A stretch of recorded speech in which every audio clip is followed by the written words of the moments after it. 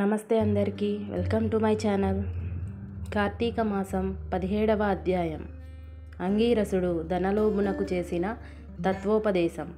ఓ మునులారా, ఓ ధనలోభి, నీకు కలిగిన సంశయాలకు సమాధానం చెప్తున్నాను, జాగ్రత్తగా వినుము. కర్మ వలన ఆత్మకు దేహం ఏర్పడింది. శరీరం ధరించినందువల్లే ఆత్మ కర్మలు చేస్తుంది. కాబట్టి కర్మ చేయుటకు శరీరమే కారణం. స్థూల, సూక్ష్మ శరీర సంబంధం వల్ల ఆత్మకు కర్మ సంబంధం కలుగుతుందని పరమేశ్వరుడు పార్వతీదేవికి వివరించాను. దానిని మీకు వివరిస్తాను. ఆత్మ అంటే ఈ శరీరం సహంకారంగా ఆవరించి వ్యవహరించుచున్నది అని అంగీరసుడు చెప్పగా, ఓ మునీంద్ర, నేనింతవరకు ఈ దేహమే ఆత్మ అని భావిస్తున్నాను కనుక ఇంకా వివరంగా చెప్పబడిన వాక్యార్థ జ్ఞానమును పాదార్థ జ్ఞానముగా కారణమగుచుండును. కాన అహం బ్రహ్మయను వాక్యార్థము గురించి నాకు తెలియజేయండి అని ధనలోభుడు కోరెను.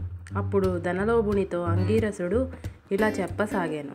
ఈ దేహము అంతా కరణవృత్తికి సాక్షియే. నేను, నాది అని చెప్పబడు జీవాత్మయే అహం అను శబ్దము సర్వాంతర్యామి అయిన సచ్చిదానంద రూపమైన పరమాత్మ నా అను శబ్దము. ఆత్మకు ఒక ఆధారభూతమైన శరీరము లేదు. అది ఎప్పుడూ ఒకే విధంగా ఉంటుంది. నేను అనేది శరీర ఇంద్రియాల్లో ఒకటి కాదని ముందు తెలుసుకోవాలి. దేవేంద్రియాలను ఏది ప్రకాశింపజేస్తుందో అదే నేను అనేది.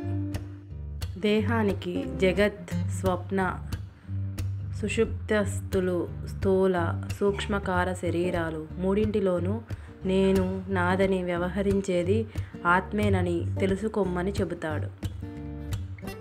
ఇనుము సూదంటు రాయిని అట్టిపెట్టుకుని తిరుగునటుల శరీరము, ఇంద్రియాలు దేనిని ఆశ్రయించి తిరుగుచుండునో అదే ఆత్మ. అదేవిధంగా అవి ఆత్మ వలన తను పనిచేయును. నిద్రలో శరీరాంద్రియాలు సంబంధం లేక గాఢ నిద్రపోయి మేల్కొన్న తర్వాత నేను సుఖనిద్రపోతిని, సుఖముగా ఉన్నది అనుకున్నదే ఆత్మ. దీపము గాజు బుడ్డిలో ఉండి ఆ గాజుని ప్రకాశింపజేసే విధంగానే ఆత్మ కూడా దేహేంద్రియాలను ప్రకాశింపజేస్తుంది. ఆత్మ పరమాత్మ స్వరూపమ గుట వలన దానికి దారపూత్రదలు ఇష్టమగుచున్నారు. అట్టి విశేష ప్రేమాస్పదమగు వస్తువేదో అదియే పరమాత్మయని గ్రహింపుము. తత్వమసి మొదలైన వాక్యములందలి త్వం అను పదమునకు కించిత్ జ్ఞాత్వాది సశిష్టమందు జీవాత్మయని అర్థం. తత్ అను పదమునకు సర్వాజ్ఞ దిగున్వత్వ విశిష్టమైన సచ్చిదానంద స్వరూపమని అర్థము. తత్వమసి అనేది జీవాత్మ పరమాత్మల స్వరూపమని అర్థం. ఏకత్వమునకు బోధించును. ఈ రీతిగా సర్వజ్ఞానాత్వాది ధర్మములను వదిలివేయగా సచ్చిదానంద రూపమొక్కటియే నిలుచును. అది ఏ ఆత్మ. దేహ లక్షణములుండుట, జన్మించుట, పెరుగుట, క్షీణించుట, చచ్చుట మొదలగు 6 భాగముల శరీరానికే గాని ఆత్మకు కాదు. ఒక కుండను చూసి మనిషి అది మట్టితో చేసినదో అని ఏ విధంగా గ్రహించునో అలానే దేహాంతర్యామి అయిన జీవాత్మ పరమాత్మని తెలుసుకోవాలి.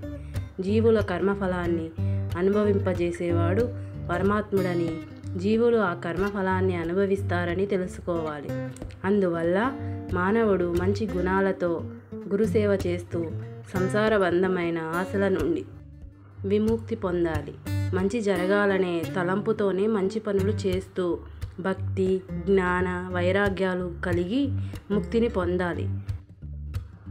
సత్కర్మానుష్టం చేయాలి. మంచి పనులు చేస్తే గాని ముక్తి లభించదని అంగీరసుడు ధనలోభునికి మంచి పనులు చేయాల్సిన ఆవశ్యకతను గురించి చెబుతున్నాడు.